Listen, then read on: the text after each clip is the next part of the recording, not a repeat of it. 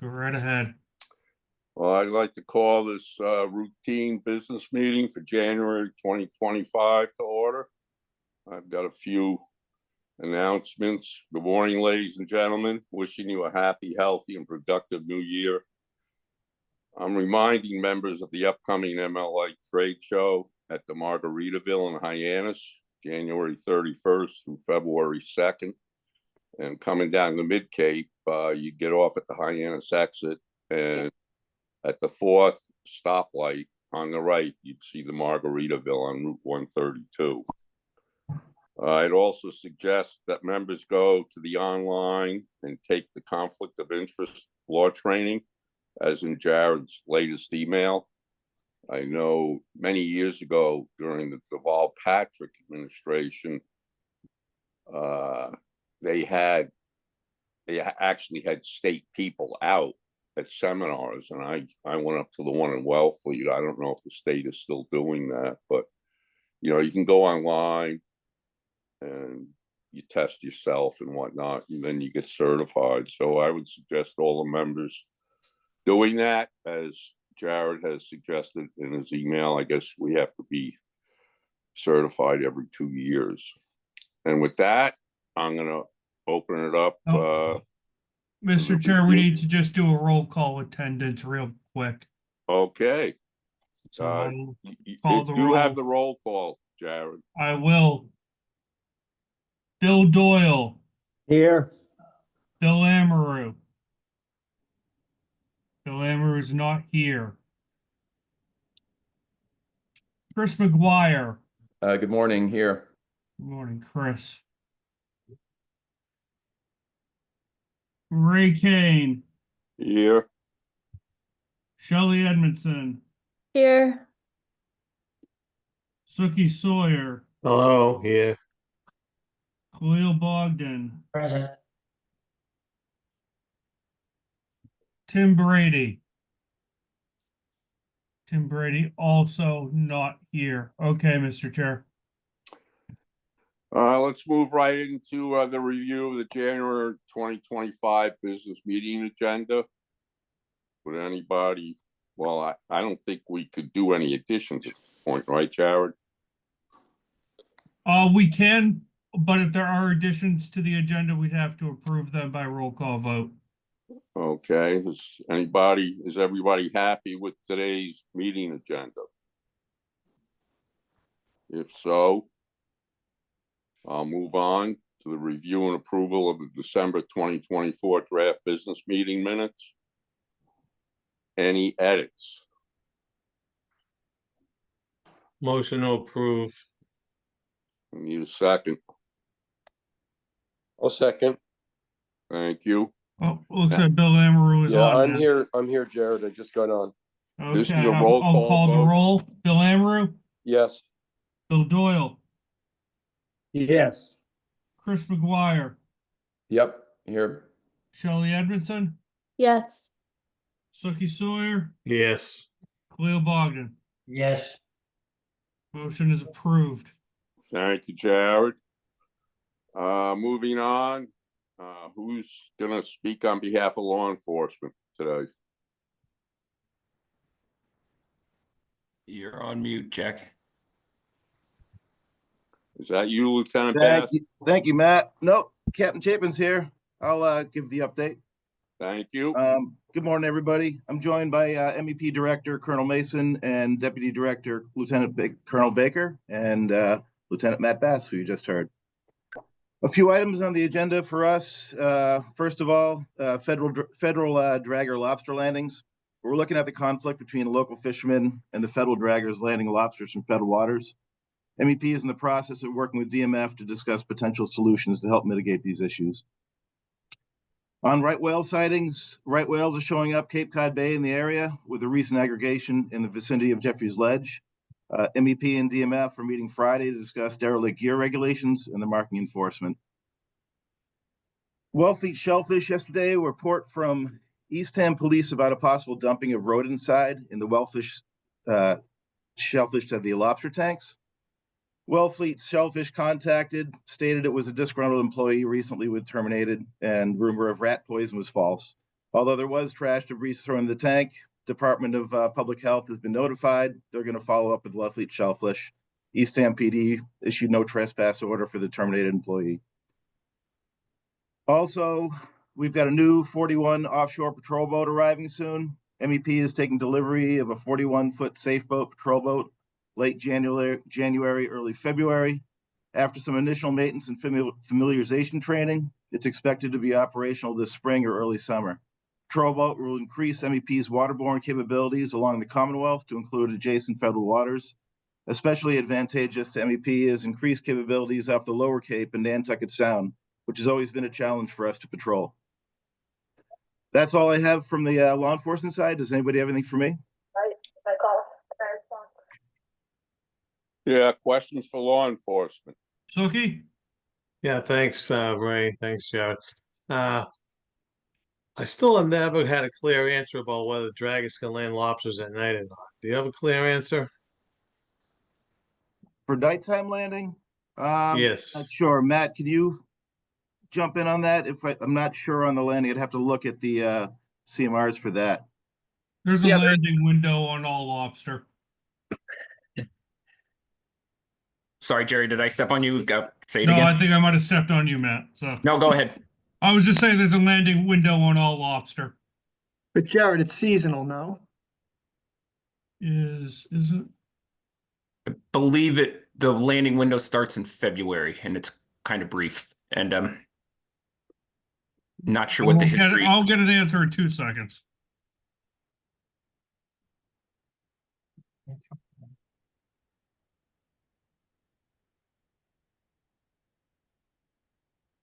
Thank you for the question, Suki. Good question. Yeah. Hey, Ray, this is Dan. Yeah. 6.25 in the CMR from February 1st to April 30th. It's unlawful to land from 8 p.m. to 6 a.m. What are those hours, Dan? 8 p.m. to 6 a.m. Right. Thank you. Suki. Yeah, Yeah. okay. I just think we need to discuss maybe ends for months onto that in the future. That's all. But I hope MEPs are gonna enforce that down in P-Town. Thanks. Suki, this landing window is for everyone. I thought it was for non-trap sector. No. All right. That's for everyone. Maybe, I don't know, Dan, I'm gonna suggest maybe Suki sit in with the meetings DMF's gonna have with enforcement on this, being how he's president of the MLA. He might want to sit in on that. It's just a suggestion. Yeah, we can reach out. Okay, thanks. Okay, thanks for that. Are you good with that, Suki? Yeah, I just need some clarity on this because I get phone calls and, not sure they can land at night or not, but I guess it doesn't kick in until February 1st for now, so. There's activity, that's for sure. Thank you, Suki. Any other questions for enforcement?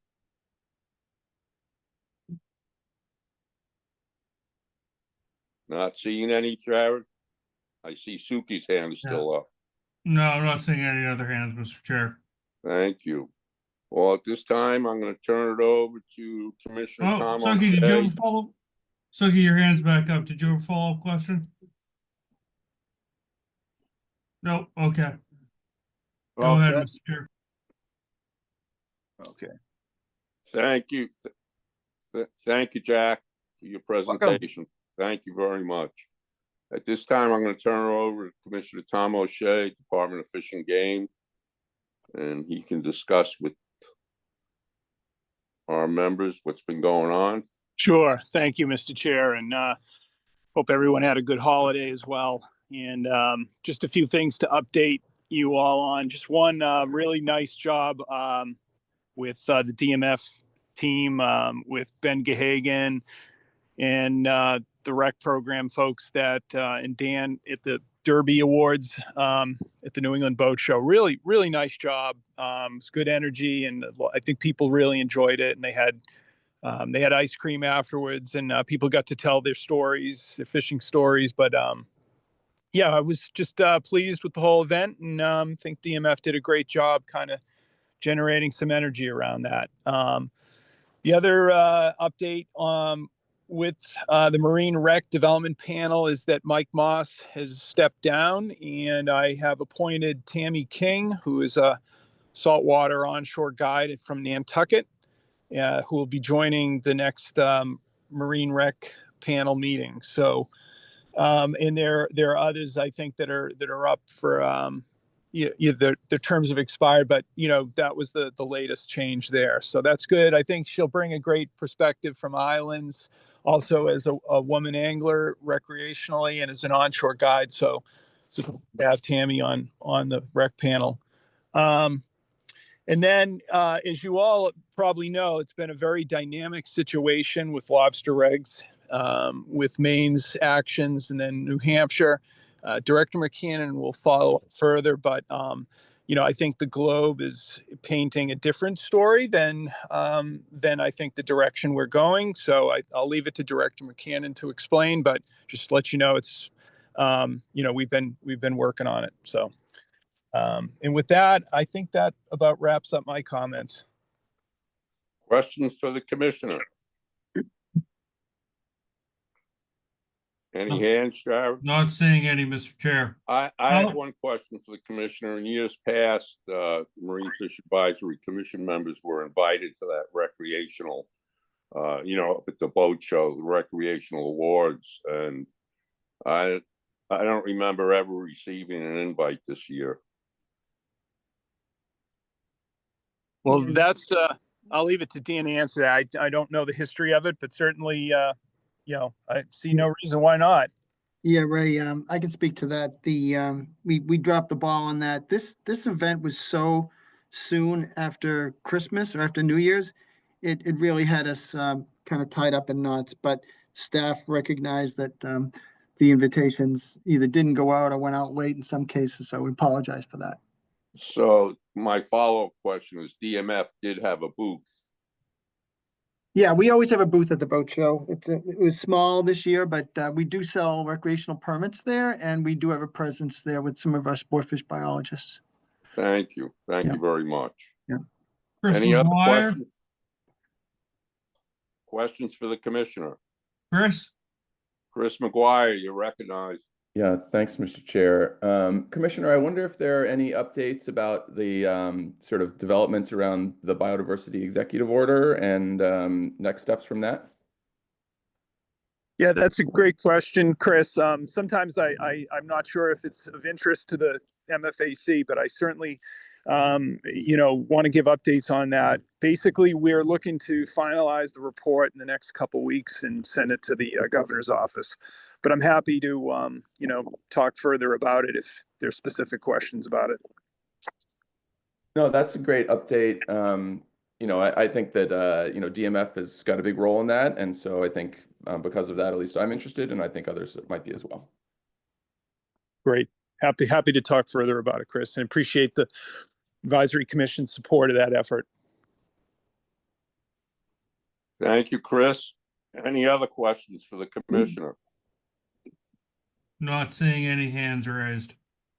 Well, let's move this right along to Director Dan McKiernan, Hey, Chairman Kane. Marine Fisheries. All right, some updates here under the heading of personnel, recent meetings, events, and agency activities and projects. We had a very robust retirement party for a 43-year employee, Vin Malkowski, who is our dive safety officer.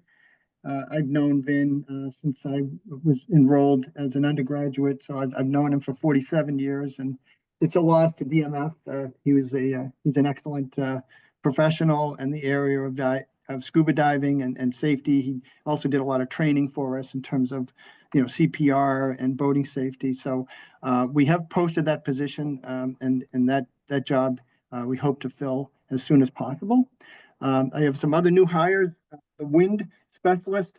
Remember, Justin Bopp left us last spring.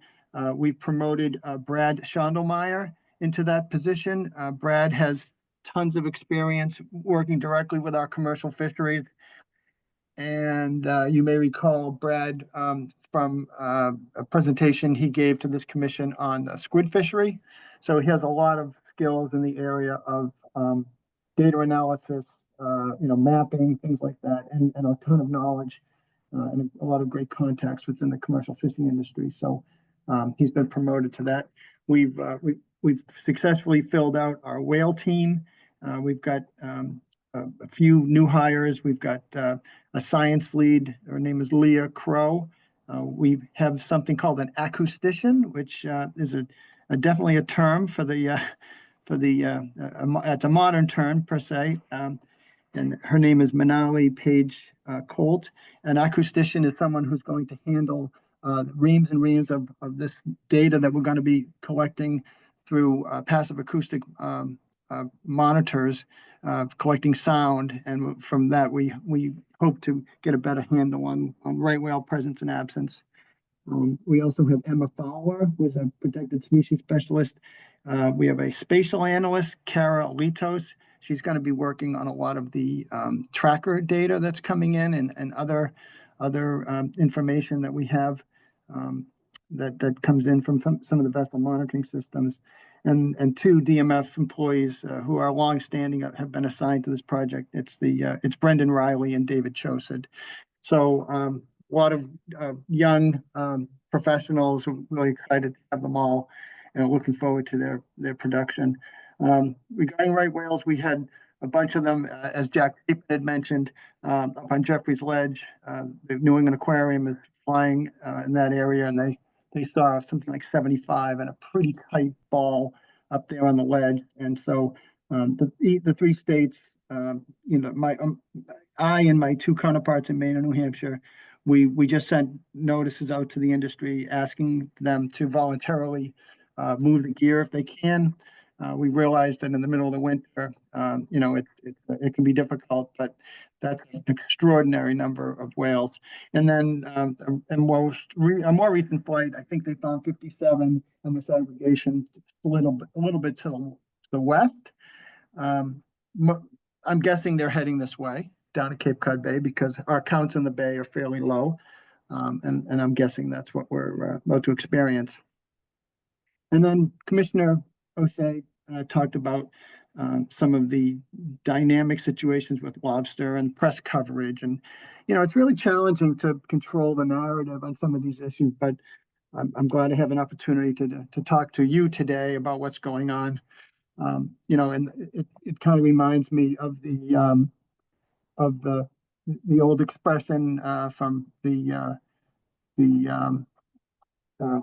John Lennon song, life is what happens to you while you're busy making other plans. And so, you recall that this commission approved the ASMFC Addendum 27 regulations twice, and you did it over a year ago. This particular addendum was designed to be a proactive, precautionary conservation measure because brought to our attention mostly by Maine DMR that the stock was at an all-time high. They had a lot of concerns about declines in the stock, so they wanted to get out ahead of this and not have a really long, drawn-out management process where it was going to take years to address, like happened down in southern New England. So the plan was to create a trigger, and if the stock declined below that trigger, then an action would be taken, something that was pre-baked. And the pre-baked features of this was a minimum size increase of 1/16 of an inch, or actually 2/16 of an inch over 3 years. And so we listened to the industry and we delayed this twice. First, it was supposed to go into effect on January, June. It was June or July 1st of last year. And we delayed it until January 1st of this year because we were concerned that the gauge manufacturers couldn't make gauges in time. At least that's the story we heard from Maine. And also Maine wanted to work out some of the challenges they had with some of the import-export issues with Canada.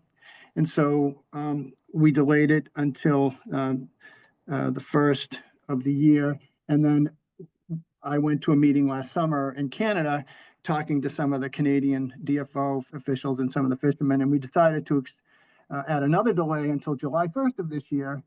And so ASMFC published an addendum and we approved it. So, we were trying to be as accommodating as possible. And I was pleased that we took that route with these delays. And then last 2 weeks ago today, Commissioner Kelleher up in Maine was in a very, very heated and challenging public hearing with a lot of screaming, and decided to, quote unquote, pull the reg. And then following that, New Hampshire announced that they weren't going to adopt the minimum size increase. And so it created a lot of chaos, and the chaos has not yet been resolved because it now is a matter for the board, the Atlantic States Marine Fisheries Commission's Lobster Board, and they meet in next week. I'm sorry, the week after. It's February, I believe, 3rd and 4th, about then. So it's really a matter for the board to figure out. But so one of the real challenges here is that we have a compliance criteria for all interstate plans, and if a state goes rogue and decides not to enact their mandatory rules, then the policy board at ASMFC can find them out of compliance, and then they contact NOAA Fisheries, and NOAA Fisheries contacts the Secretary of Commerce, and a fishery could be, quote unquote, shut down. Now that's the nuclear option, and it almost never happens because states usually come into compliance, or we work out some other solutions, because a closure of a fishery is really extreme. So that's possible. And the other challenge we have here is the fact that there's baked into the Magnuson Act, there's actually a federal law that says that on the national level, the minimum size for lobster, and that would be California, all across the country and in the United States, but in possession, the minimum size of lobster is the smallest minimum size as allowed under the interstate plan. And that language was adopted by Congress back in the 90s, when Maine was very concerned about small lobsters coming in from Canada. And so it's known as the Mitchell provision, because George Mitchell was the senator at the time who proposed that amendment to Magnuson and successfully got it in. So I just said a minute ago that the ASMFC could find, the states out of compliance, but even if they don't, the way the laws are arranged, those non-conforming lobsters would be unlawful, especially in interstate commerce. So we've got kind of a mess on our hands. But I do want to remind everybody that in Commissioner Kelleher's statements, not only at the meeting, at that very boisterous meeting, but also in a written message to the public, he basically said that Maine will have to come up with something akin to a conservation equivalency. And so we haven't heard from Maine, whether those conversations have begun. So that's interesting. Now, as far as New Hampshire goes, that was simply a letter and a press release from their new governor that says that she was announcing that New Hampshire wasn't going to follow the ASMFC guidelines. So in the Maine case, Maine hadn't enacted any rules yet. So they basically stopped their rulemaking, so Maine wouldn't be out of compliance until July 1st, when, okay, where are the rules, Maine? Well, if they haven't enacted them, then the ASMFC could convene and find them out of compliance. But the irony is that in New Hampshire, the previous administration did enact the rules. So those rules are already on the books. So for New Hampshire not to comply, they actually have to go to rulemaking and repeal those rules. So it's chaotic, to say the least. So I know this commission, and Suki in particular, has been concerned that we would enact those rules and something like this would happen. And so I assured this commission that Massachusetts, wouldn't be held to a higher standard than those other two states. And I still intend to follow through with that. But what happens between now and in the next few months is really up in the air because I'm waiting to see if Maine is going to come up with some substitute conservation measures. I don't know, but in order for us to not have those rules in place, then I have to work with the administration and probably use my emergency authority, the agency's emergency authority to to substitute or to extract that which we've put into play, if that's how it goes, in time before the July 1st effective date. So there's been a lot of press coverage on this, and so we'll see where it goes. But the other thing I do want to mention is there's been numerous statements, either in the in the press and also in the letter from Governor Ayotte of New Hampshire, that this gauge increase could result in a 30 to 40%. Or no, I'm sorry, Governor Ayotte called it up to a third in the loss of landings. There was a quote from the MLA executive director that fishermen are going to lose 30 to 40% of their landings. And based on our sea sampling data, and we send people out on a lot of lobster boats, and we measure between 25 and 30,000 lobsters every year. So we think we have a pretty good handle on this, and we believe that the impacts to the reduced landings from this gauge increase would be in the about 12.5%. That doesn't mean that we would be saying that landings next year will go down by 12.5%, because what affects landings can be, different year class strengths, or in other words, if the stock is already in decline, it could be more, it could be less. We don't know, but based on the science, we have good data to suggest that it's in a reasonable and probably an accurate prediction is 12.5%, not 30 to 40. So it's frustrating because we spend so much time on fishermen's boats. We collect all this information with calipers down to the millimeter. I wish someone had consulted us, but it doesn't really matter. It's just for the press. So that's the story. I'm sure folks have questions, but in the next 2 weeks, I've got next Wednesday and Thursday, I'm going to a U.S.-Canada town meeting. It's called Lobster Town Meeting. It's put on by the University of Maine every year. It's usually very informative and collegial and collaborative, and who knows what this is going to be like. So but I'm going up there with Tracy and Jillian of the Lobster Project, and then coming home, we've got the MLA annual weekend that Ray has already mentioned, and we'll be attending that both Friday and Saturday. I think we have 2 different public forums where I'm sure this is going to come up, and then 2 days later, I'll be flying to DC, where the board will be meeting. But I can assure you that everyone at the ASMFC is pretty uptight about how this has transpired, and sort of the net effect of having a state or multiple states, basically pull out of a conservation measure. And we're nervous about sort of the integrity of the commission, and we want to do all we can to keep the institution of the commission intact. So why don't I take any questions if there are any, and I'm sure there are. Questions for the director? Okay, you're up. Yeah, thanks, Jared. Thanks, Dan. Yeah, I think you made a pretty good presentation of the facts of the whole thing.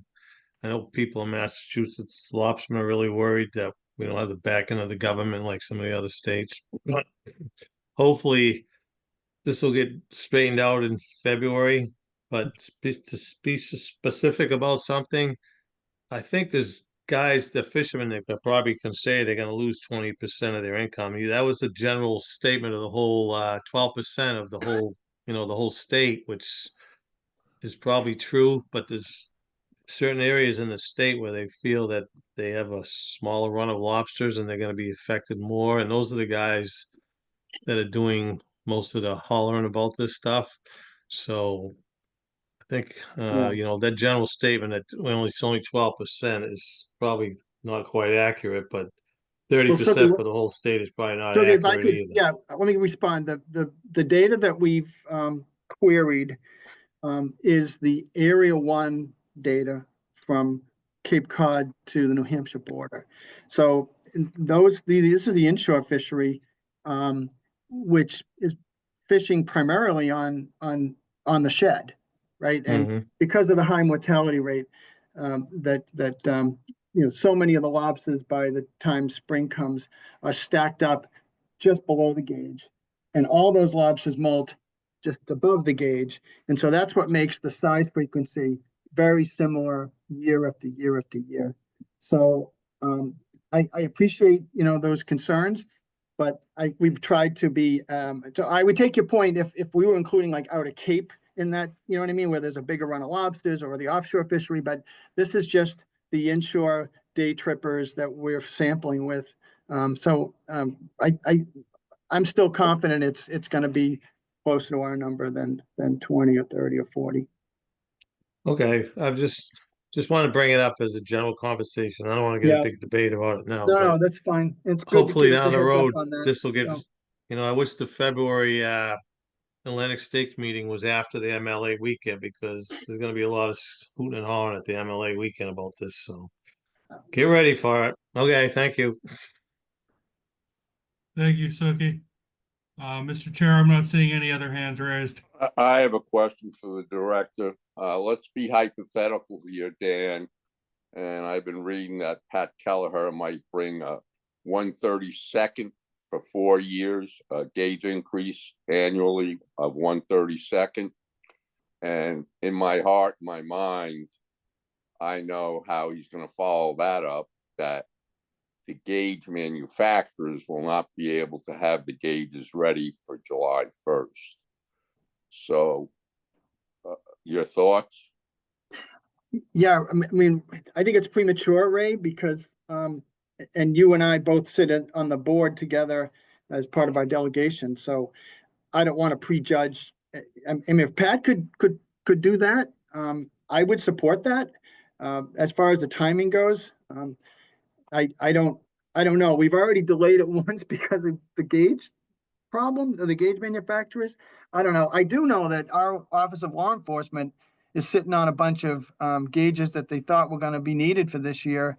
I don't know if we can send that bill to the governors of Maine and New Hampshire and ask for some kind of a gift or a subsidy. So I don't know. I mean, that's a fundamental question. Let's see what Pat comes up with. I don't want to prejudge it though, Ray. But that'd be a great outcome. Thank you. With that. Suki, do you have a follow-up?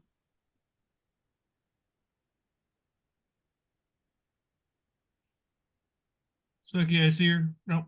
Okay. Never mind, Mr. Chair. Thank you, Jared. So Dan, is there anything else you want to inform us about?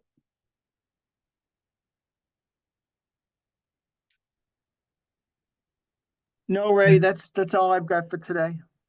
Thank you very much. And there's no further questions for our director. Okay, then we can move this along. Items for future public hearings, commercial state waters, groundfish management. All right, just And bear with me for a second, Mr. Chair, as I get a presentation loaded.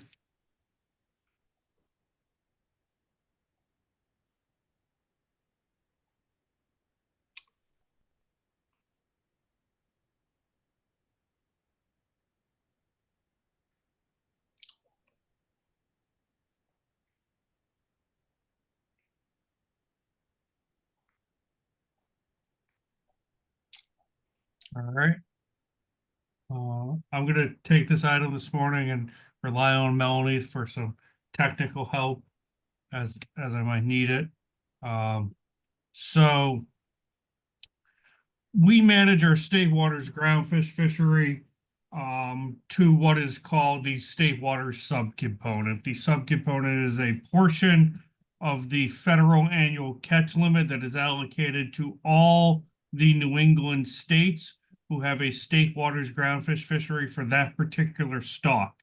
For many of our commercially important stocks, such as cod, winter flounder, Gulf of Maine winter flounder, Gulf of Maine Cape Cod yellowtail flounder.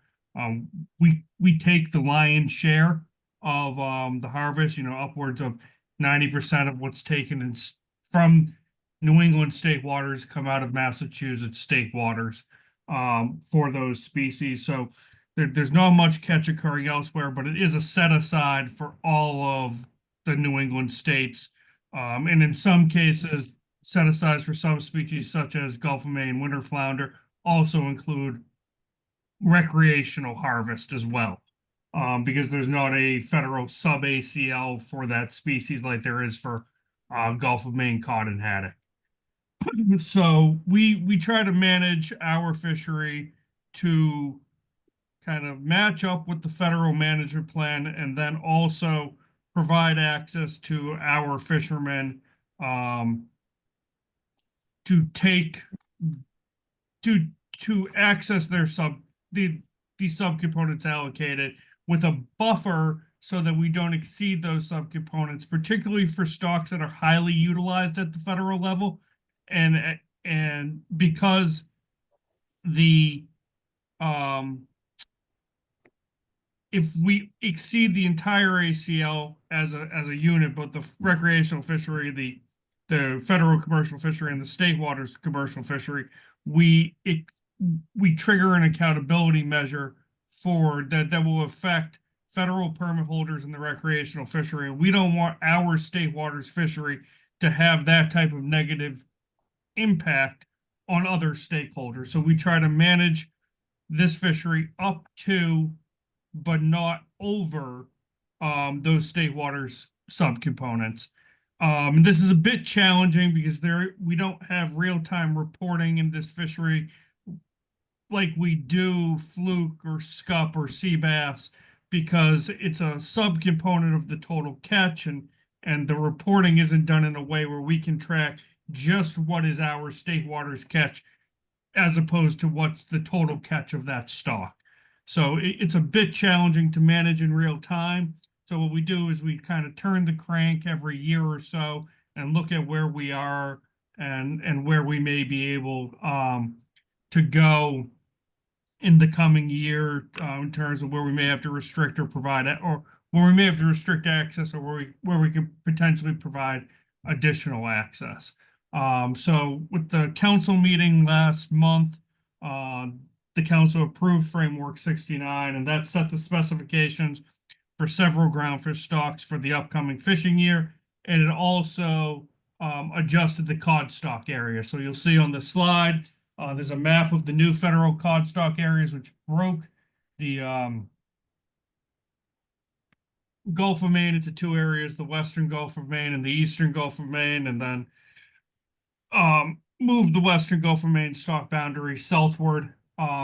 So what this means for the state is we used to manage this on a Gulf. We used to manage our state waters fishery on kind of a north-south divide, with the Gulf of Maine being, north of Cape Cod and east of Cape Cod, north of 42, and southern New England management area being everything south of that. That's how we manage all our groundfish stocks. With this change in the way the federal stock areas are, what we're proposing to do is introduce some new terms for the state waters management that kind of match that for state water. So to slide that boundary for the Western Gulf of Maine cod stock all the way down the east side of the Cape in Nantucket, making that all the Western Gulf of Maine to match that blue area you see on the federal cod stock area map. So that's our first proposal, is to adopt new definitions for the Western Gulf of Maine and southern New England cod stock that are consistent with the changes to the federal boundary delineations. And those are the only two areas that we're going to adopt terminology for, because they're the only two areas with overlap in state waters. The next aspect of this proposal is to address the cod trip limit for the Western Gulf of Maine. So at present, we've been landing about 50,000 pounds of Gulf of Maine cod in fishing year 22 and fishing year 23. We don't have the totals for fishing year 24 yet, as that's still ongoing. But the subcomponent for fishing year 25, which starts on May 1, is dramatically reduced down to 44,000 pounds, which puts that in the ballpark of where we're going. We expect the stock is going to be fully utilized, given how low the ACL is. So we, in consideration of what I said previously, that we don't want to exceed the subcomponent, we think it's appropriate to consider a potential trip limit reduction to create some buffer. While there is some attrition in our state waters groundfish fishery, we don't want to rely on that alone to be the buffer to keep us from exceeding that set aside. But we do want to consider a trip limit reduction we think from 400 pounds to 300 pounds would be appropriate. I believe the federal common pool is setting a 50-pound trip limit, not to exceed 100 pounds on a multi-day trip.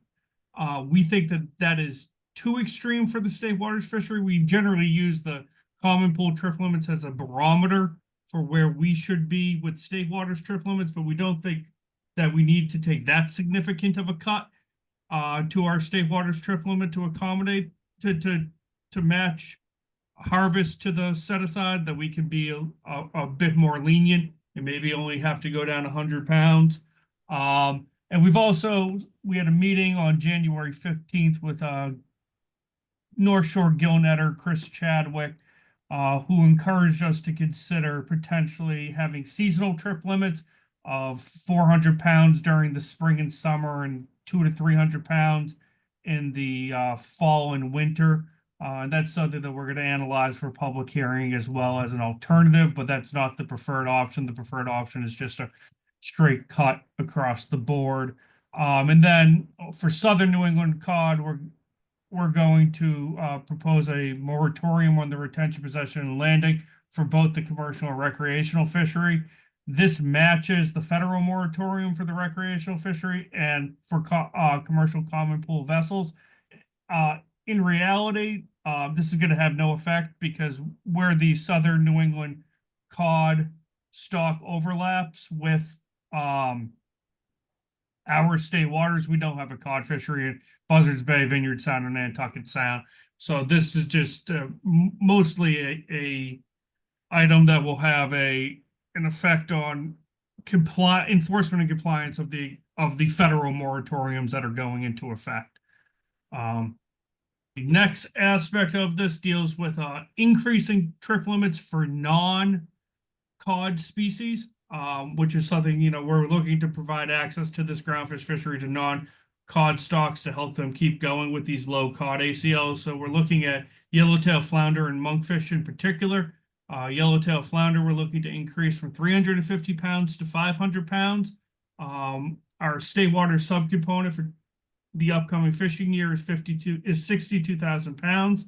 Over the past 5 fishing years, from fishing year 19 to fishing year 23, we've seen a steady decrease in yellowtail flounder landings. That's in large part driven by attrition in the groundfish fishery, as well, and may also be affected by the low prices that we're experiencing for this particular species.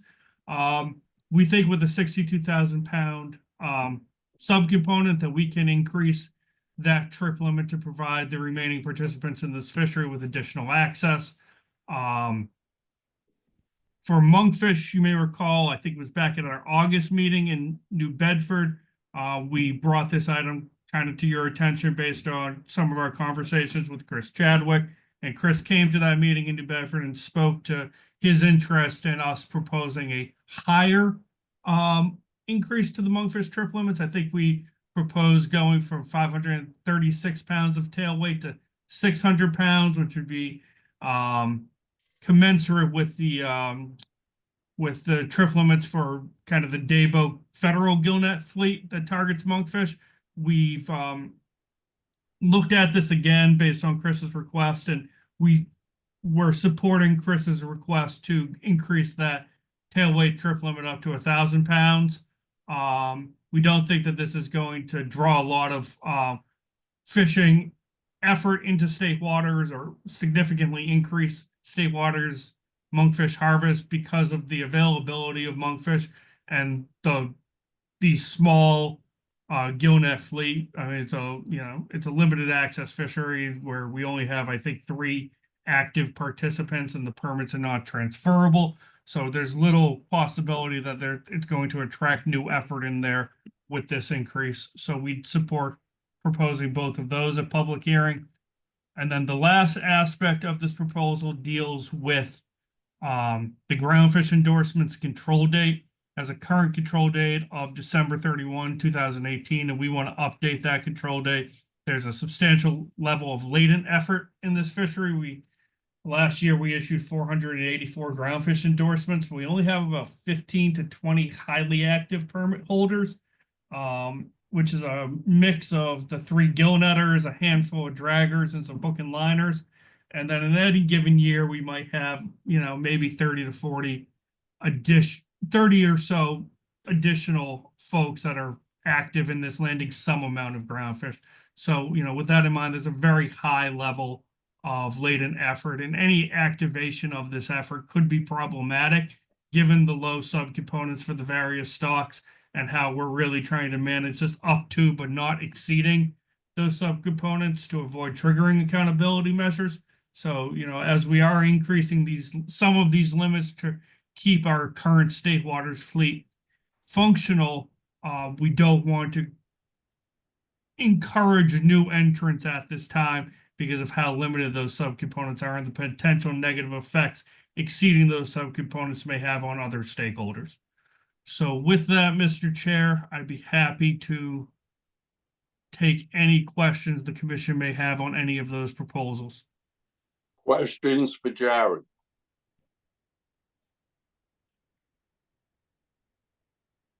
Bill Amaru. Bill, you're recognized. Thank you, Mr. Chairman. Thank you, Jared. Just one thing on the issuance of the groundfish endorsements and changing the control date to a date that's quite recent. Being a person who's lost access to some of the fisheries because of inactivity, and now the inability to pursue those or have anyone who would take over the fishery from me pursue those particular stocks, I have to say that I'm concerned about the forced turning in of your access, or potential access to the fishery. I understand completely your concern about overproduction at a time when the stocks are not in particularly good shape, and you want to keep the stability of the few participants who are currently making their living this way stable. I understand that, and I sympathize with it, but at the same time, it just strikes me as being so over the top and so precautionary that these other individuals who have these endorsements, the 484 roughly, and the 15 to 20 active, if we ever get to the point where we have a fishery that's relatively robust and shows increasing potential, who the heck is going to catch the fish? Is there a way that you can at least keep the previously qualified fishermen in a different category so that the potential exists for some of these to be reactivated in the future?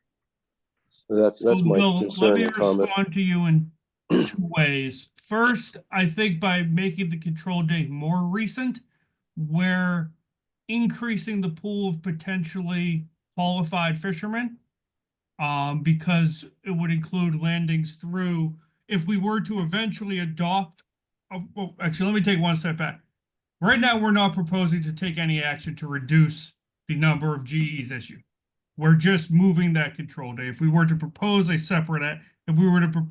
reducing the number of GEs issued, we'd have to use that control date, and that would be a separate action.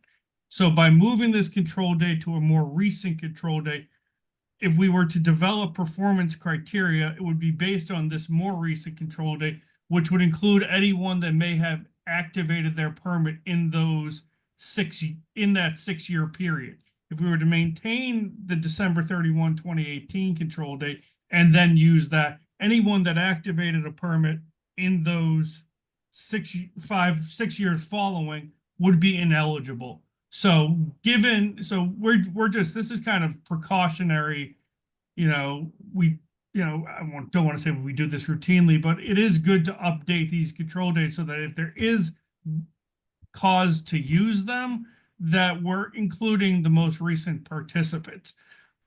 And I'd also caveat this proposal in a second way, which is there are a number of controls that limit the transfer of groundfish endorsements that with these existing controls in place, the activation of new effort is already constrained and therefore may ameliorate the need to eventually use a control date to further limit access to this fishery.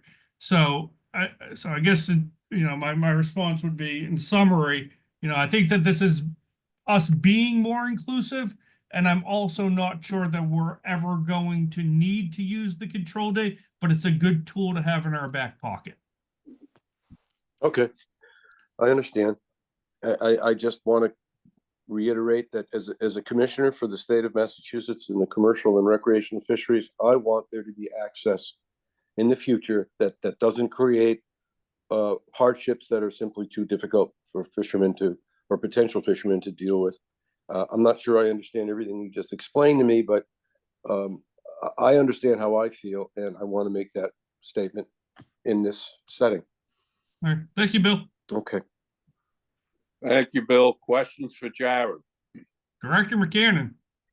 Yeah, And you're recognized. for the commission, I just want to give you a little bit of perspective on what our challenges here. Aside from the permitting issues that Bill and Jared just discussed, I just want to address some of these questions of I'm going to call it quota utilization, even though it's not a true quota. And I guess that's my point, is that when you saw Chris Chadwick come to our meeting last summer, he was quite impressed with some of the fine tuning that we were able to accomplish with fluke and sea bass and scup and horseshoe crabs, and where we literally watch the landings as they come in and make adjustments.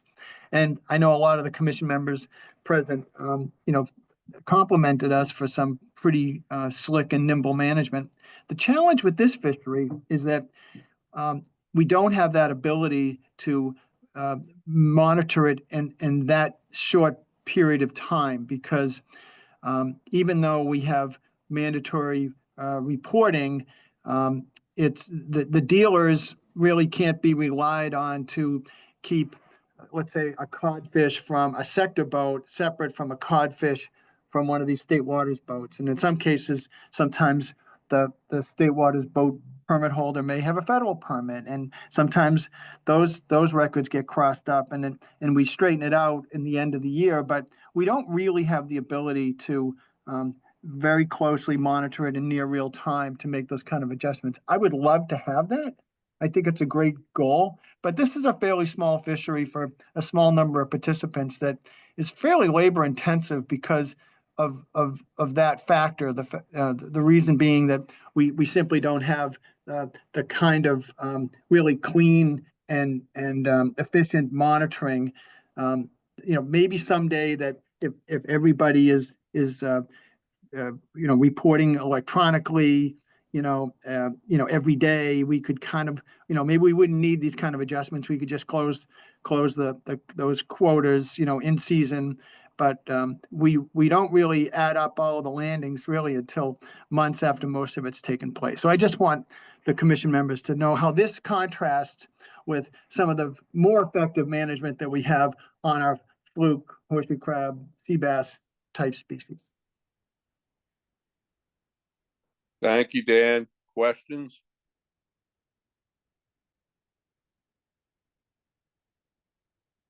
Not seeing Jared? any other hands, Mr. Chair. Then we can move this along. commercial striped bass management. I presume Nicola's gonna present on this. Yes, good morning, Mr. Chairman and Commission members. Happy to be here to present the division's proposal for some changes to the commercial striped bass management for 2025. I'm sure these will generate some robust public discourse, as do all things striped bass. The first part of the proposal is to adopt a commercial maximum size limit that would be in the range of 38 to 44 inches. Right now, of course, we have the 35-inch minimum size for the commercial fishery, which is a very long-standing size limit in our commercial fishery. But the intent here of considering a maximum size limit is to afford protection to the largest fish in the spawning stock biomass in an effort to enhance stock productivity. There is a scientific literature that points to the strong importance of the largest females, their disproportionate impact and a positive benefit on stock productivity and stability across within the species. So as part of that consideration of a maximum size limit, we are also including the potential to reduce the minimum size limit to as low as 32 inches so that the resulting slot limit would be wide enough to not prevent the quota from being utilized. And the 32-inch reflects maintaining size separation from the recreational fishery. We found that to be a useful tool for compliance and enforcement, to have the commercial and recreational sizes distinct for striped bass, and also had recent striped bass focus group discussion on how having at least a 1-inch difference between the legal sizes would be of benefit for the enforcement aspect. So I know everyone is aware here that striped bass are overfished, and the stock rebuilding is dealing with a situation of below average recruitment, particularly from the Chesapeake Bay for 6 years in a row. More recently, New York has been below average in 2 years. The New Jersey Delaware Bay Index also had 3 years below their 25th percentile that triggered the Amendment 7 low recruitment trigger.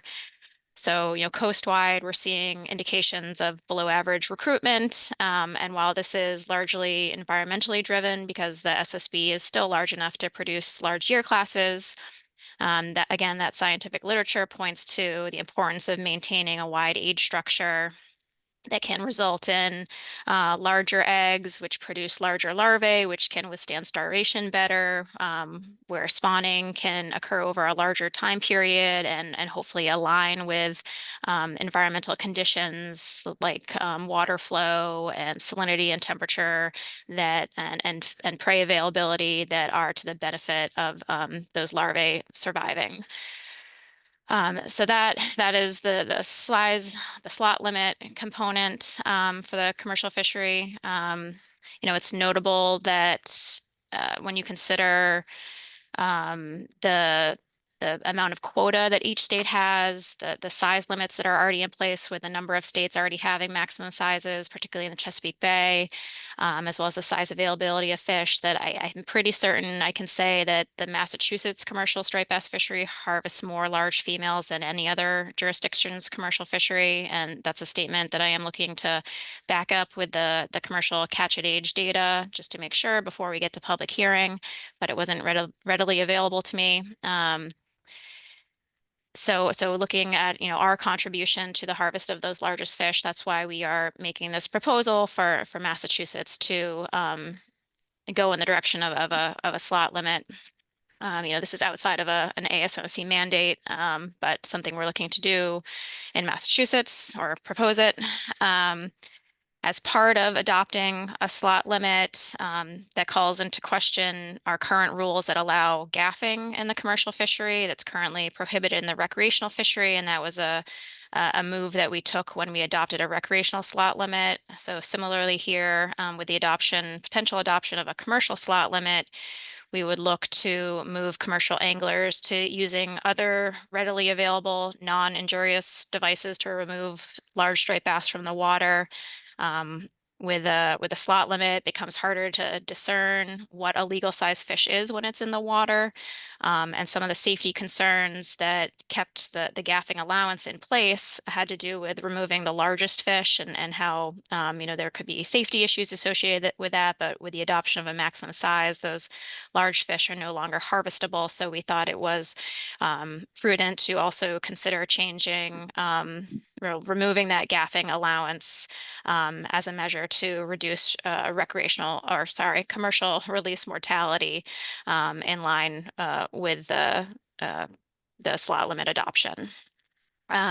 So there's more information in the memo that you received that provides the lengths that we currently harvest, what the rules are in other states. So all of that would be presented in the public comment, but that's the gist of the proposal here, and I'd be happy to take any questions. I guess the last thing I would say is that the table that is here shows a range of options that uses the range of maximum and minimum sizes. The 4 that are highlighted in the middle are what we called the kind of the preferred range within the memo that results in a 6 to 9 inch slot width. And as I think everyone knows, when you make changes to the commercial size limit for striped bass through the ASMC requirements, there is also a reduction in the quota or a change in the quota that has to occur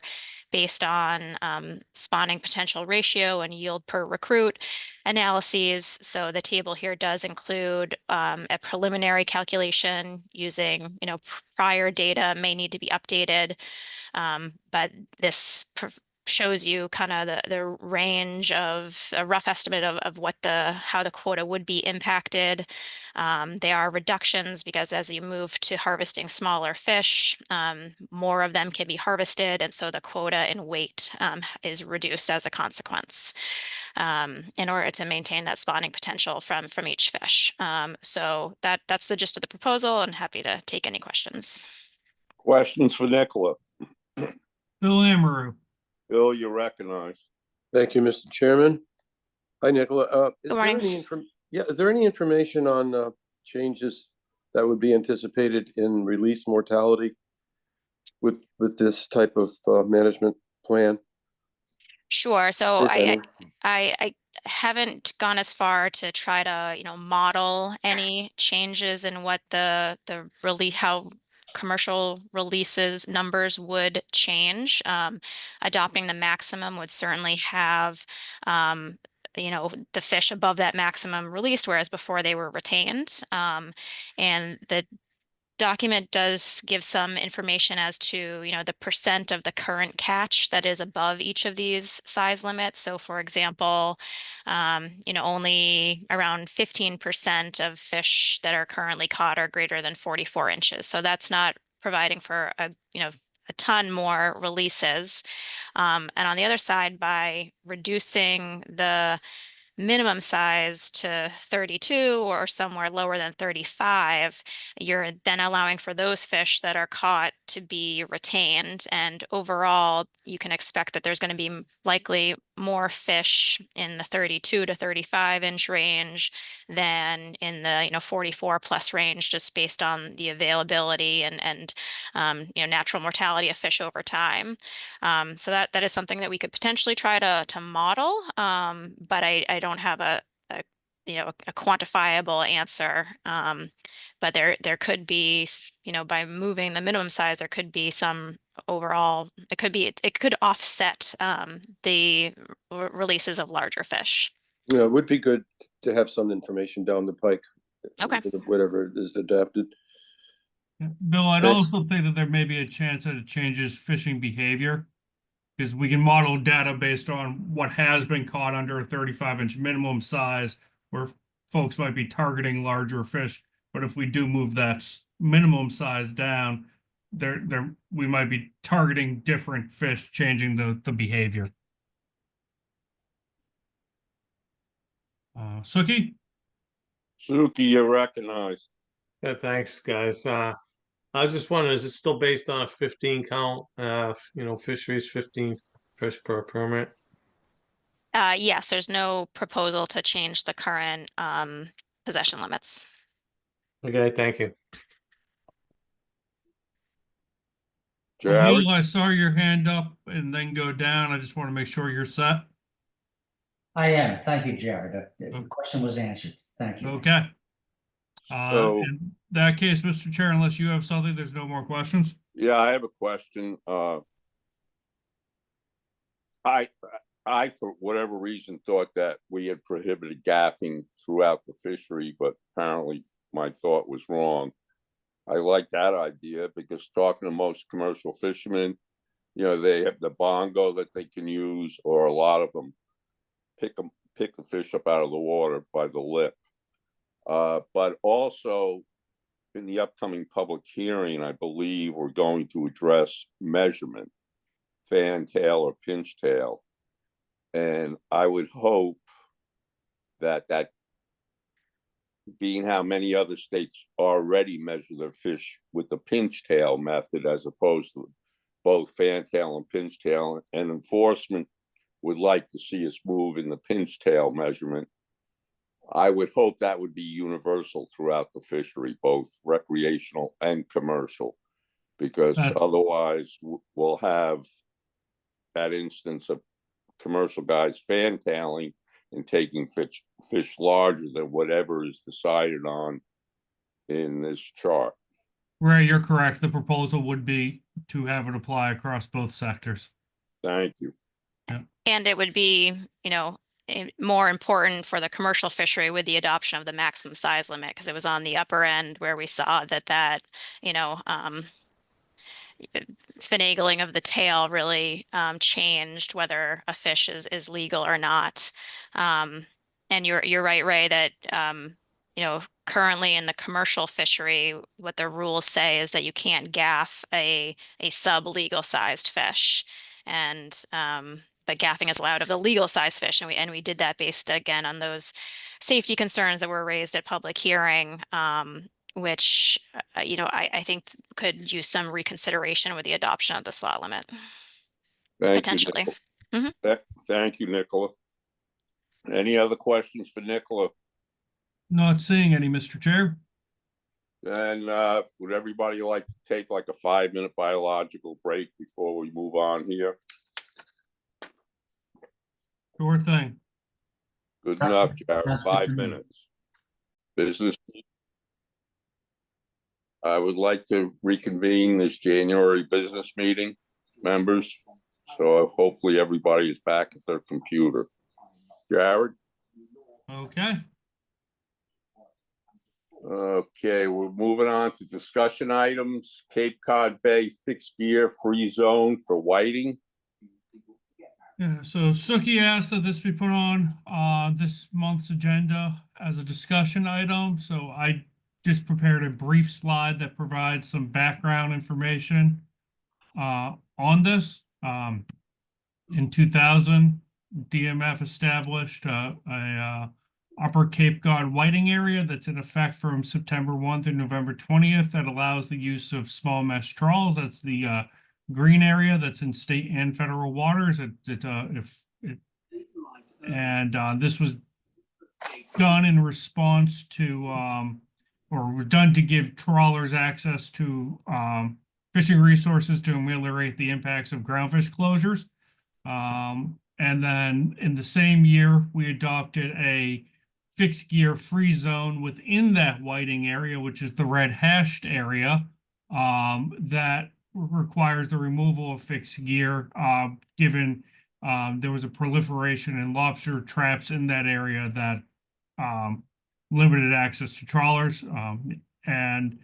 Another thing to consider is that this rule predated by 15 years the seasonal lobster trap closure that closes Cape Cod Bay to Cape Cod Bay and the Outer Cape to lobster trap fishing from February 1 through now May 15. Dan, would you like to provide some more details on this? Because I know you were involved Yeah. in this back when it was adopted. Yeah, thanks, Jared. Just to clarify, National Marine Fisheries Service actually banned all small mesh trawling unless the catch was comprised of less than 5% groundfish, multi-species groundfish, and that was you know in the catch and discard combined. So in other words, if you were whiting fishing, because there's whiting and red hake were the targets back then, and to some degree dogfish too, but whiting and red hake in this area, we had to prove to the federal government that this area could be reopened. So it wasn't just let's find some place for these guys to fish because of groundfish problems. It was actually a historical fishery that we were trying to reestablish. And most of the boats were from Provincetown and Gloucester that participated in this fishery at the time. And so that's kind of the history of that. And so the green area that you see on the map is what was approved by the New England Council and the NOAA Fisheries as a lawful area to fish there. And there's another area that bends down along the backside. I know Bill Amaru was participating in that fishery as well back in the day. So I just want to add that. But Jared, you're right. There was a proliferation of lobster gear. Could be done all that work, and then the lobster gear came from over the horizon, mainly from the western side, and guys literally couldn't tow because there was so much gear. So we instituted this 2-month closure to give the draggers some access so, up there. With that background, I'll ask Suki, what he wants to discuss about this. Yeah, thanks, Jared. Thanks, Dan. I just was brought to my attention that all ops guys in that area feel that there's no more whiting fishing going on there. So, that's the reason I brought it up. If there's no whiting fishing taking place there, why is it still closed when guys can go lobstering in there? And if the state has data saying there's guys whiting fishing in there, I guess I don't know where to go from that. But everything I've been told is there's no whiting fisheries taking place there anymore. Thanks. Yeah. Bill Amaru? Bill, you're recognized. Okay, thank you. Can you hear me? Yes. Yes. Well, I don't often disagree with Suki, but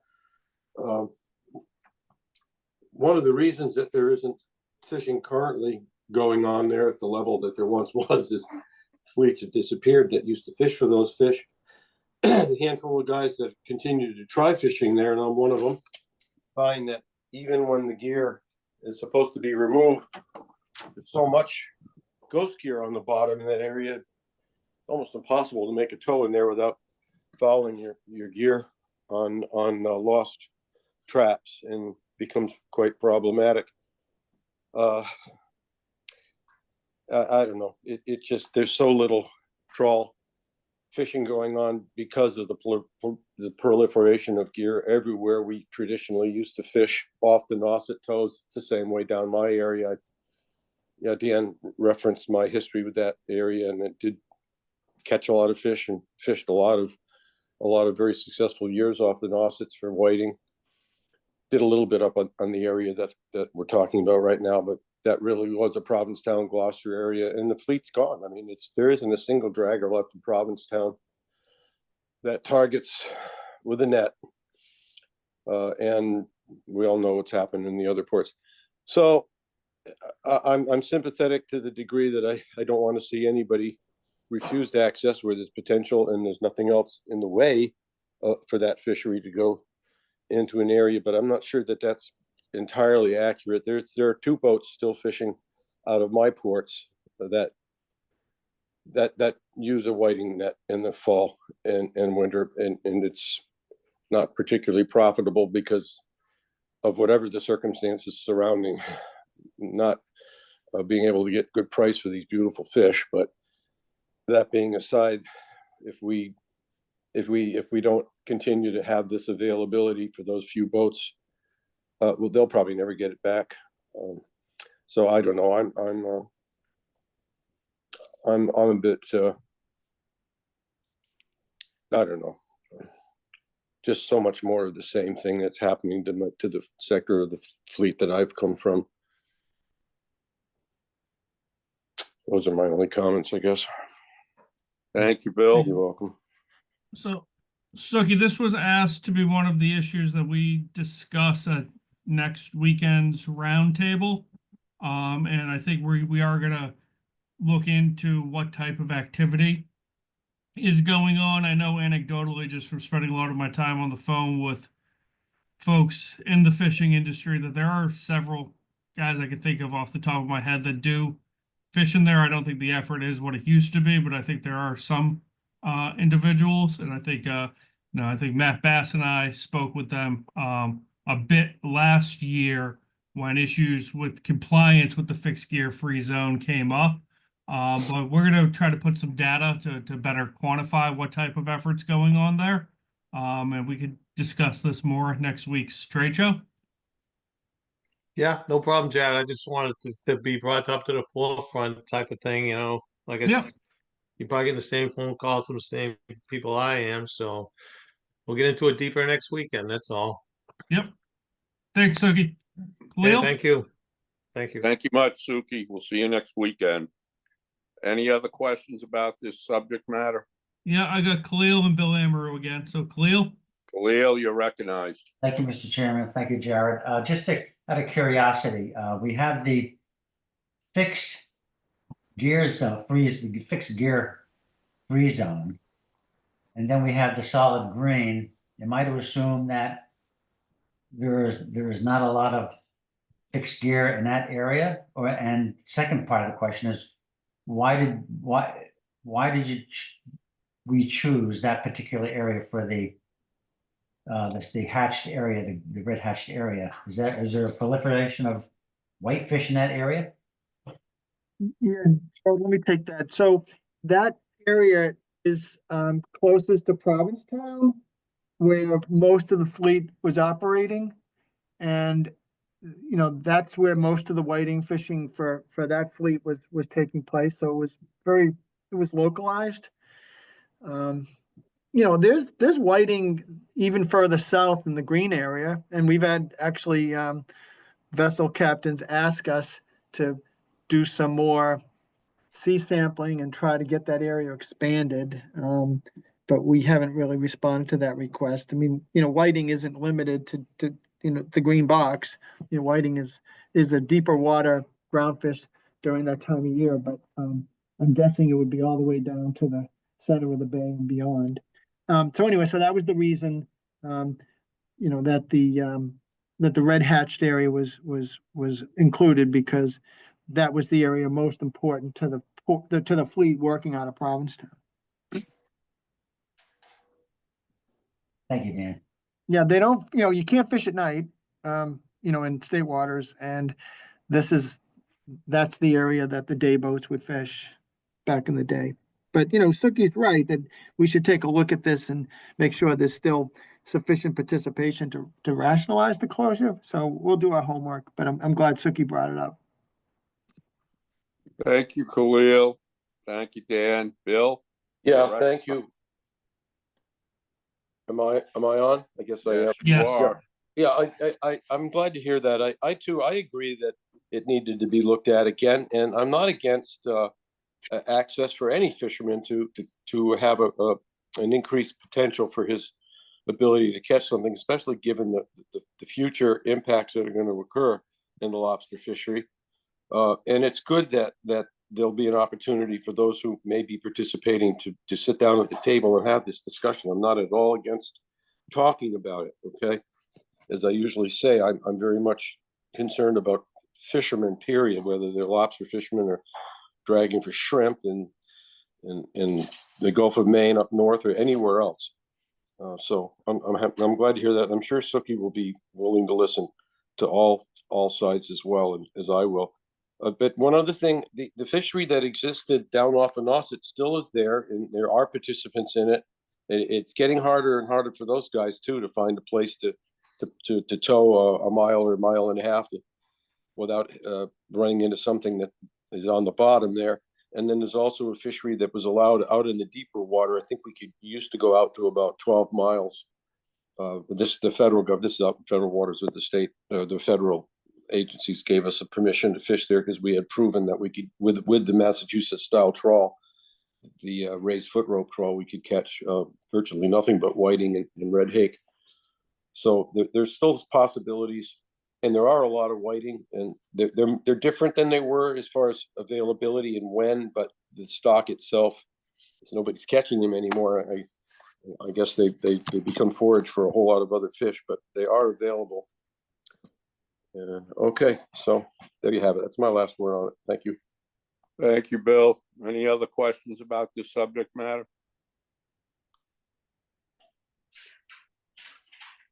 Jared? Not seeing any, Mr. Chair. Thank you. Let's move along to the presentation on the open meeting law. Thank you, Mr. Chair. Jared, do you have my slides? Pulling them up right now, Jennifer. Thank you. Welcome, Jennifer. Thank you. Thank you all for letting me talk to you guys about the open meeting law. I'm sure it's not one of your favorite topics. So Raymond, Jennifer is the general counsel for the Department of Fish and Game. She has an assistant general counsel as well, Tori Wabate, and the two of them work closely with us on a whole variety of issues. DMF doesn't have its own legal staff, but we depend on the department for those services. But you know, Jennifer is a close ally and a great colleague to work with. So, well, thank you, Dan. Thank you, Director, for introducing her to the commission members. Thank you, Dan. That was nice.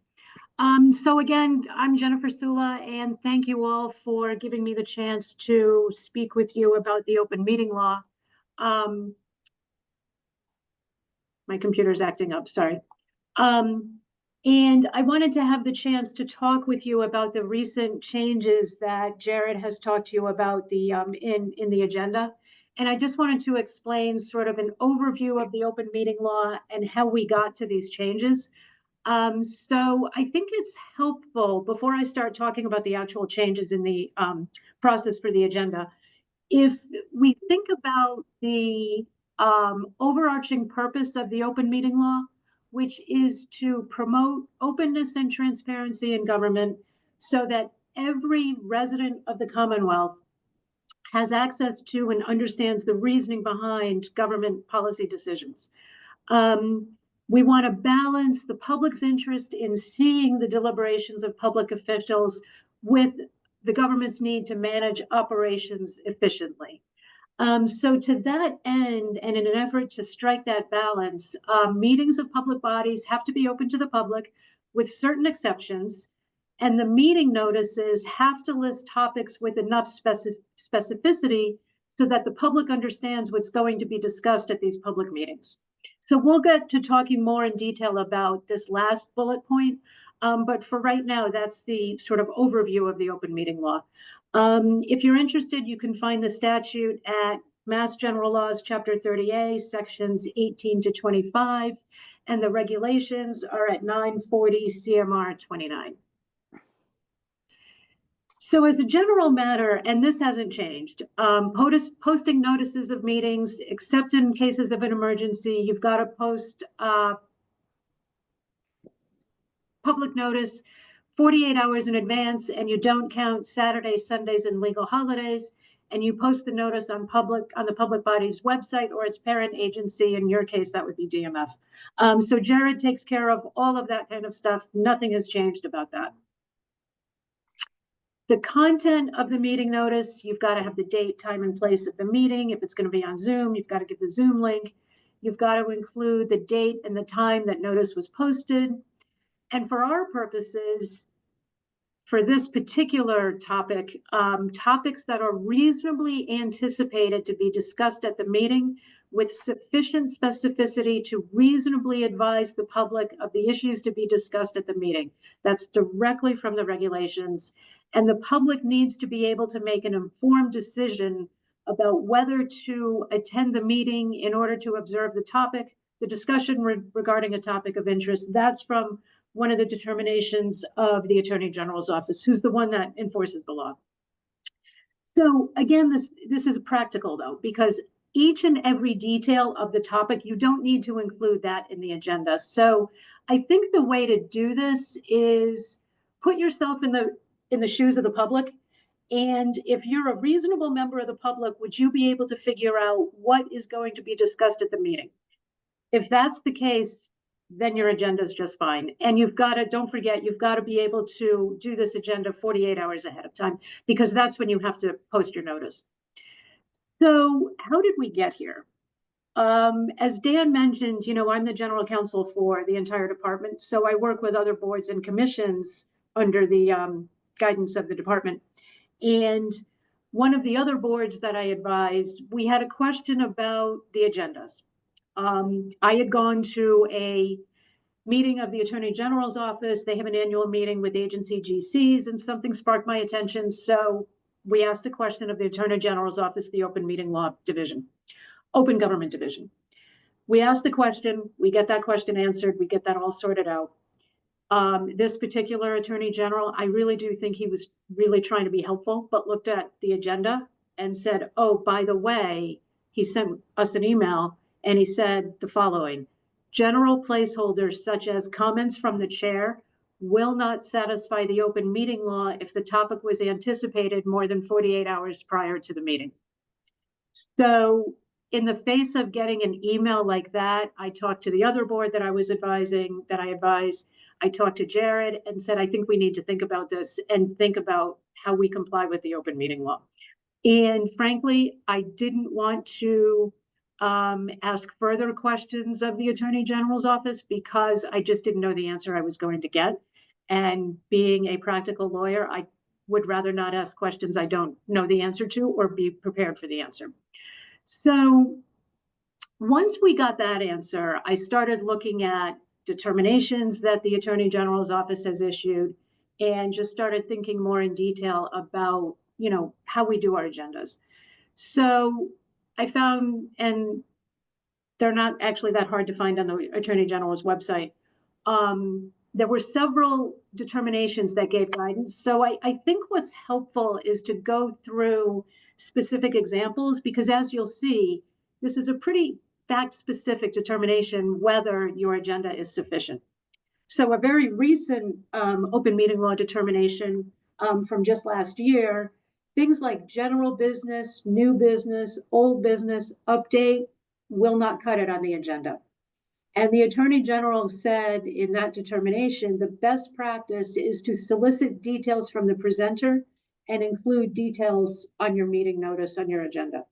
Again, you don't have to include every single detail. You just have to be practical and just, again, put yourself into the shoes of the public. If a topic was reasonably anticipated 48 hours or more before the meeting, you're not permitted to discuss it if it's not included on the meeting notice. If it was anticipated within the 48 hours, then, and it was truly unanticipated, it's fair game to discuss. But if it's a topic that is of particular public interest, the Attorney General strongly recommends tabling discussion of that topic, that, you know, something that might be a significant interest to the public, schedule it for a later meeting, and so that way you can actually include it on the agenda. So actually, an example of this really would be the lobster regulations that Dan discussed earlier. Now, there were 2 articles in the Globe yesterday, so that was within 48 hours. And this is not the last time we're going to be talking about that particular topic. So I think that particular discussion was just fine, even though it wasn't specifically listed on the agenda. Next slide, Jared. More examples just to go through. So these are examples from also just this past year. Just listing addresses and a public hearing, that doesn't provide the public with enough information to be able to figure out if they want to go to the public hearing. And the particular topics that they were talking about here were noise restrictions, overnight camping, affordable housing. So you can imagine that, the public really would be interested in something like affordable housing and may have gone if the agenda had listed affordable housing. But otherwise, they have no idea, even though information was available online, they really don't know what's going to be discussed at the meeting. The next determination sort of provides oh, Jared, can you go back? Sorry. Thank you. The next determination provides a contrast. So 48 hours before a particular school meeting met, the agenda item was just policy matters.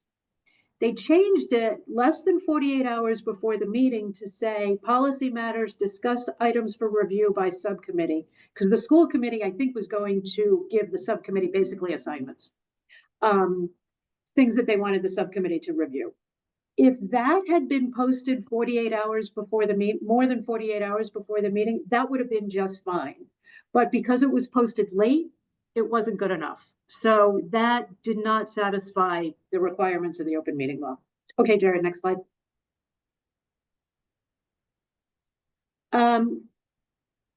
There are also examples in the last couple of years of what the Attorney General can do to give the open meeting law teeth. So I think this happened in, I want to say it was Quincy, where the city council, it was not on the agenda that they were going to discuss salary increases for city councilors. The item agenda was Chapter 7 ordinance revisions. So you can imagine that salary increases for city councilors is of high public interest. So the vote to approve the salary increase was nullified. So that has some real teeth in it. Those city councilors did not get their raises when they were expected to. I assume what they did was they voted on them at the next meeting, at a properly noticed meeting with a proper agenda. So I'm assuming ultimately they got their salary increases, but it took a while. Likewise, an agenda item that says approval of expenditure of funds. This was in connection with the GE remediation in the Housatonic River. And it wasn't just a plain old approval of expenditure of funds. They were talking about authorizing legal counsel to prepare and argue before the First Circuit. So they were actually talking about a litigation position. And so there, what the Attorney General said was they needed to post proper notice, discuss and vote again within 2 weeks. Otherwise, the vote was going to be nullified. Next slide, Jared.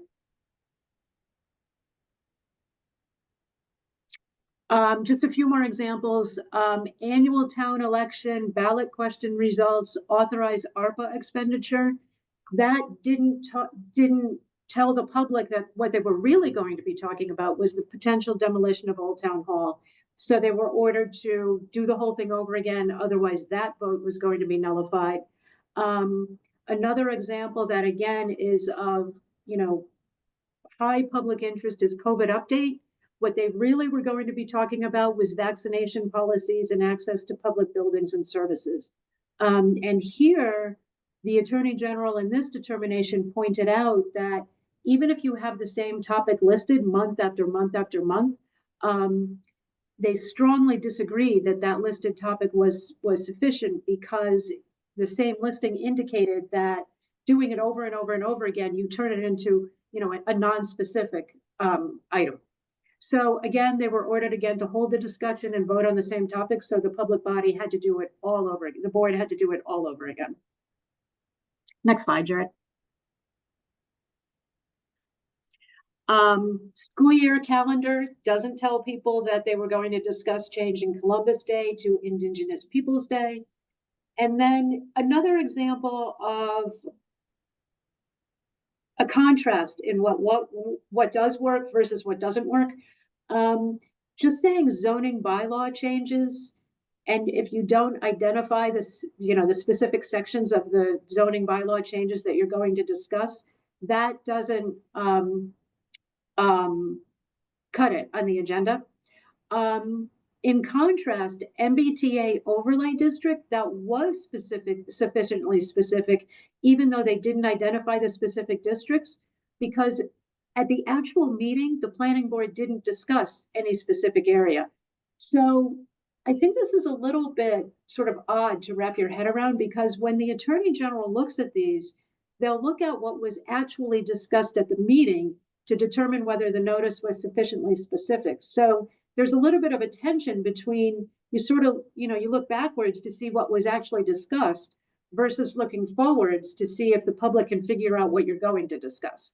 I do think there's a little bit of tension there, and that's what I mean. I think these things are very fact specific when you actually start looking at what is sufficient on the agenda. Jared, next slide. And then just to give an example of something that is clearly not compliant with the open meeting law. Review, accept minutes, transfer station report, chair report, clerk report. This was the entire agenda, what I have right here on this slide. And the Attorney General said, he didn't, the Attorney General's office did not agree with the Board of Health Chair's assertion that he doesn't anticipate what he's going to talk about because he himself provides 5 of these reports. So he really should know what he's going to talk about. And the Attorney General said, who's ever drafting the agenda should make some reasonable effort to ascertain what the board's going to discuss, and again, include sufficient detail about those for the topics on the notice for the meeting. Next slide, Jared. And I think this is the last example. Report, pool testing, discussion, and vote. The Attorney General found that should have included additional details about COVID pool testing for athletes and students in extracurricular activities. So again, this is really another example of, the public would really have no idea that the school committee was going to be talking in particular about extracurricular activities and COVID testing. Next slide, Jared. And I also thought, before I get to this, does anybody have any questions on agenda items? Dan?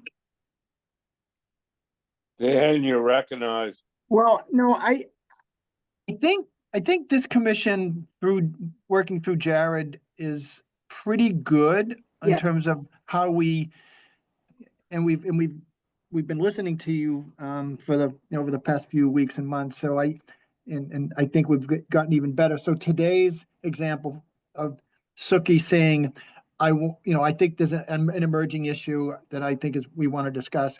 The fact that he had that conversation with Jared in the past, we might have let that go to other business. Yep. Right. I But think that's perfect, actually. yeah, instead we said, no, we're going to do a little bit of work on this one and we can fully anticipate that this is going to be a discussion item. So I think we're in a good place there. So I'm pretty confident.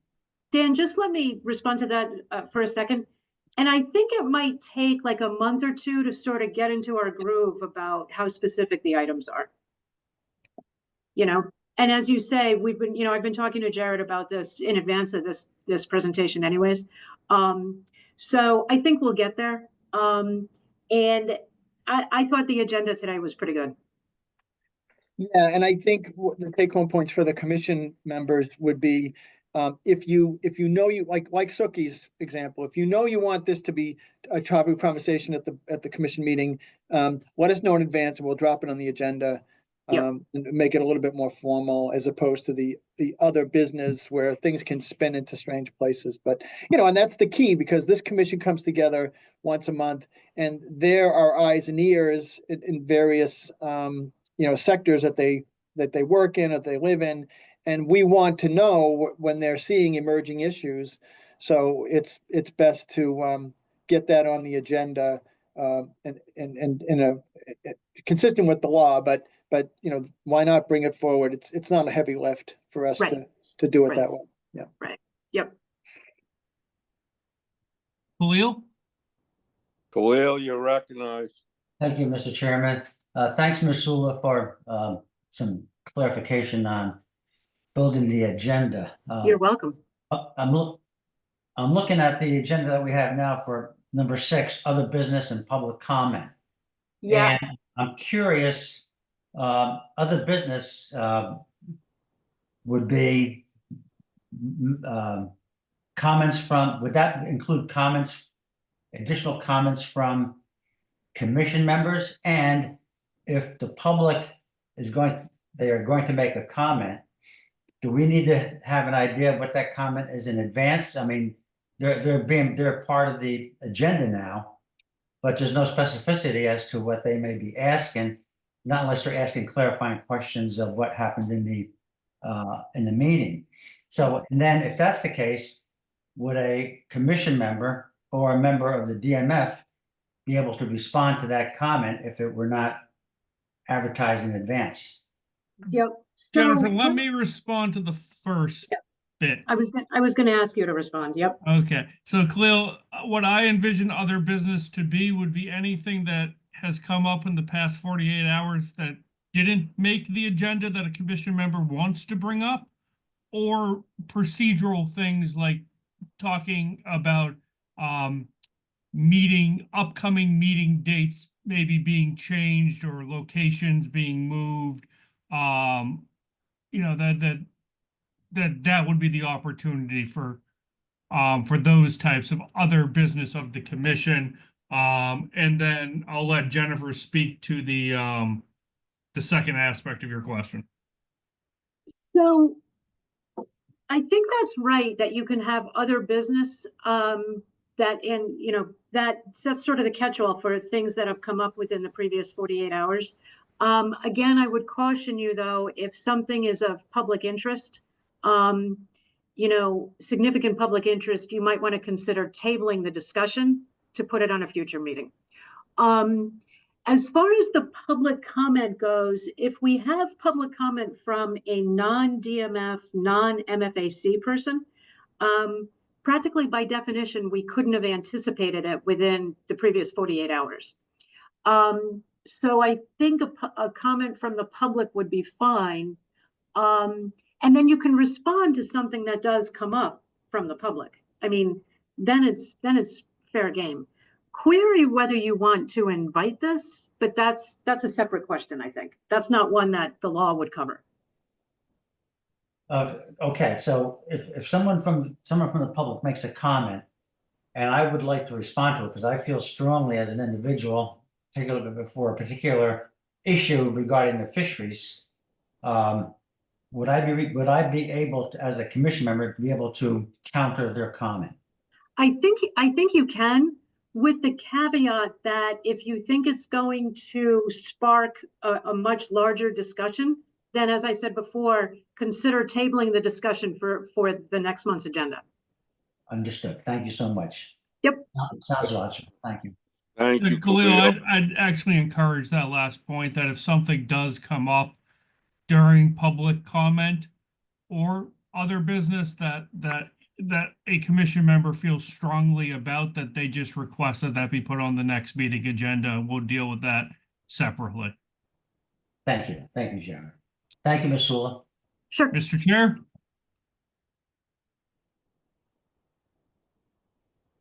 Yeah, my hand is raised, Jared. It is. Yes, thank you. Jennifer, under number 6, would we be better off just changing the wording to comments by commission members and then move on to public comment? Better. For the other board that I've advised, what I've told them for members' comments is they should tell, in your case, Jared, what you would like to talk about and put that on the agenda. Because I think because this all started because the Attorney General told us that general placeholders such as comments from the chair is not sufficiently specific. Thank you. Sure. Dan? Yeah, it seems to me that under the other business would be the opportunity for the individual commission members, if they're brainstorming, say during the meeting, saying to the chair, I would like this addressed at the next meeting. And so you don't have a substantive discussion, but that's a great opportunity to sort of set the stage for the next meeting, so we can set the agenda. Yeah, I think that would work. Yeah. Thank you, Dan. Questions about the open meeting law discussion? I'm not seeing any further questions. Jennifer, do you want to just close with the oh, Suki? Sorry.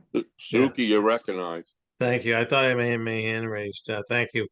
I was gonna say what Dan basically said, but in my terms, I mean, I always thought the comment period for the commissioners was to bring something you thought of during the meeting, which I have something I thought of during this meeting, but not that it should be discussed, but just to bring it bring it to the board's attention and the DMF staff to maybe address it at one of the the future meetings. That's all. I never thought we should just get into a big long discussion about something somebody brought up at the comment period, but I guess that's what Dan touched on too. So Yeah, there's that. I do think that works. Okay, thank you.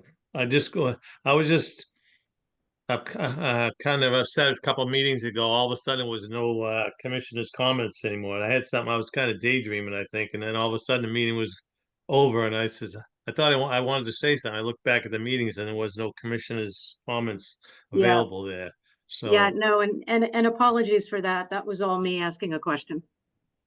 okay, thanks. Yep. Thank you, Suki. Any other questions? I'm not seeing any. Jennifer, you want to close with just the last bit about deliberations and serial communications? Sure.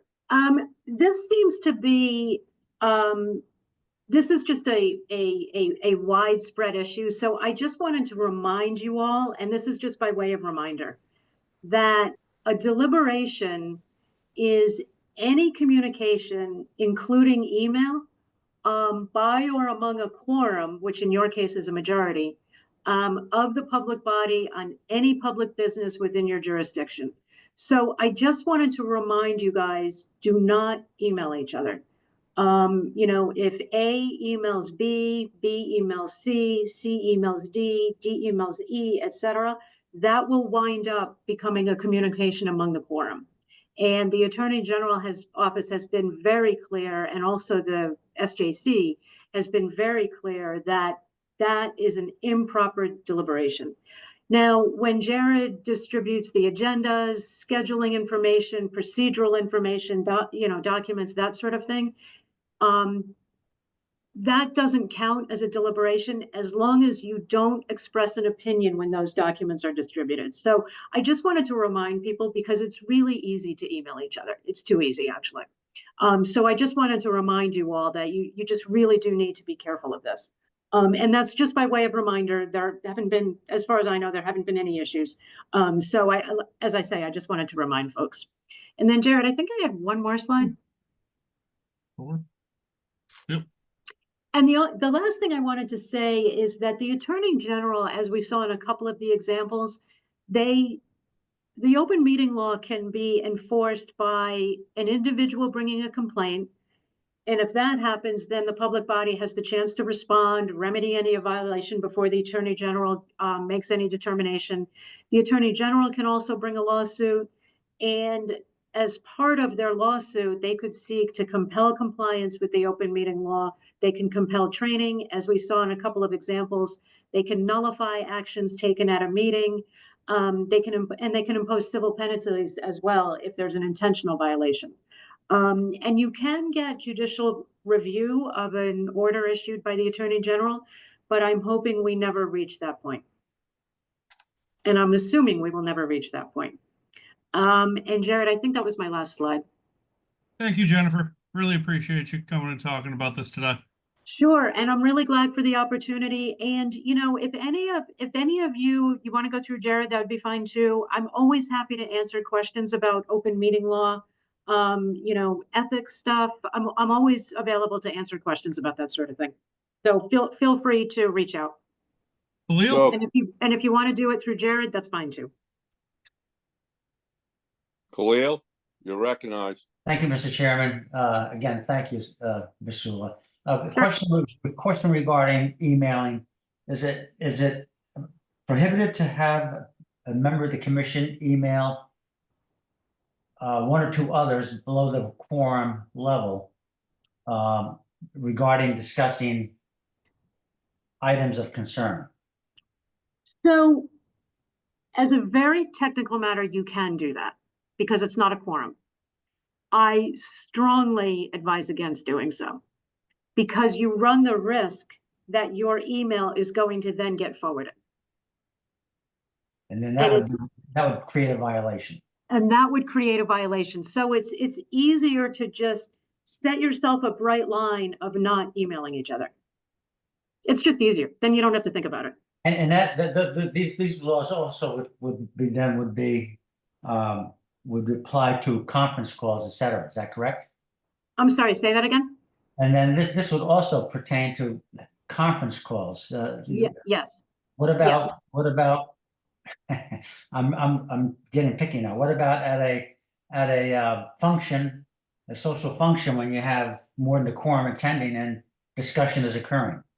Yeah, so that's actually a really good question, and that has come up. Certainly you can attend, like I'm assuming all of you are going to the MLA weekend next weekend. Certainly you can all attend conferences together. You just have to make sure that you don't engage in an improper deliberation, which is a communication among the quorum about something within your jurisdiction. Okay, but are you allowed to express your opinion? If you're at the MLA weekend, for example, Yeah. sure, you can express your opinion. You can't create a deliberation. Right, but you can't create a deliberation. And when you say expressing your opinion, I mean, you're going to be at a highly public meeting, I think, right? Yeah.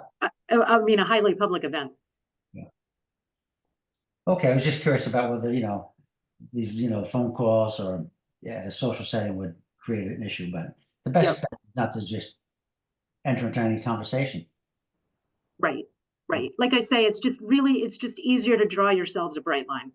Okay, thank you, Ms. Silva. Sure. Bill Amara? Bill, you're recognized.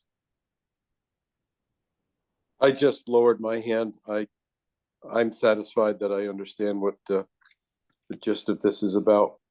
My comment had something to do with exactly what Khalil just asked about our ability to express or answer questions in the setting of a group like the MLA next weekend. I'm a little bit more leery now than I would have been before this discussion. But to me, the important thing is to communicate information that's going to be helpful to the fishing public of the Commonwealth, but at the same time, try and remember the importance of, well, just all the things that you've gone over. I find some of it a little bit contradictory to the goals of our group, but understanding that the needs of the Commonwealth for equity and fairness is important too. Yep. So I hear you. I'll be rather guarded and Okay. do my best. I don't want to get a fine. Thank you, Bill. Yeah. So Jared, I have a question for Jennifer. Jennifer, so where does this leave us with phone call communication? Can commission members talk to one another? Phone calls fall within an oral or written communication through any medium. So phone calls, same thing as with emails. So, okay, I understand that. I guess the only time we'll talk to one another then is at a commission meeting. I think that's the best practice. That's gonna handicap us enormously. Yes, and how about if a harvester were to call a commission member for clarification or concern? Yeah, so I'll tell you what, why don't we do this? Why don't I talk to Jared about this particular issue and phone calls among you guys? And if a harvester calls, for example? Yeah, I would appreciate some clarification Okay. because I mean, that's our role as commission members. We're out in the public, harvesters come to us, they need clarity, they have an issue that they want discussed or they want to discuss with a particular commission member, so maybe that commission member can bring it forward to put it on the agenda. I need a lot more clarity on this. Yeah, I mean, I'll talk to Jared more about this, but I do think it's okay for you to have, for example, you yourself in particular, as an individual, to have a conversation with a harvester. I think the issue comes up if you then talk to your fellow commission members outside of a public meeting. Yeah. And I'd add that the concern with the second aspect of that is that it becomes serial. So that you know, Right. one commission member can talk to another, and that's fine because it's not a quorum. But Ray, if you call Khalil and then Khalil calls Suki and then Suki calls Shelley and Shelley calls Chris, we now have a serial conversation and that's really the concern, is that we That's need the to concern. avoid the serial aspect of it. So it may be easier. You don't have to draw a bright line at not talking to people, but you may protect the integrity of the commission in terms of the open meeting law by doing so. I think that's a Okay, great way to put it. So that brings me back to this then, Jared, which I've done with you often. I might have a conversation with a harvester or get an email from a harvester, which I forward directly to you. Is that the proper? I don't see any issue with that. I don't either. In fact, I think that's actually a perfect way to handle it. Thank you. I'm done questioning. Thank you. You're welcome. Chris McGuire, I saw you had your hand raised, but now it's down. I just want to make sure you're square. Yeah, I think my question was answered. Thank you. Okay, thanks, Chris. Thank you, Chris. Okay, can we move along now? Jen, you're done. Jennifer? I think I'm done. Thank you, Mr. Chair. Thank you, Jennifer, very much. Let's go on to other business. We'll do the round table. I'll start with Bill Doyle. Thank you, Ray. I'm just, I was just thinking about the upcoming MLA meeting that I hope to see you at, but I won't say hello. Only kidding. I'm all set. Thank you. Thank you, Bill. Khalil? I'm all set, Mr. Chairman. Thank you.